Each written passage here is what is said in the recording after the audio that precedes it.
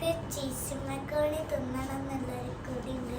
അപ്പോൾ ഞാനും നച്ചും എല്ലാവരും കൂടി മക്രോണി തിന്നാൻ ഉണ്ടാക്കാൻ പോവാണ്. എന്നിട്ട് പാലൊക്കെ ഒഴിച്ച് ചീസ് മക്രോണി ഉണ്ടാക്കി തിന്നു. അപ്പോൾ ഗൈസ് ചീസ് മാക്രോണി ഉണ്ടാക്കാൻ വേണ്ടിയിട്ട് നമ്മൾ അതിന് ആവശ്യമായ സാധനങ്ങൾ അവിടെ എടുത്ത് വെച്ചിട്ടുണ്ട്.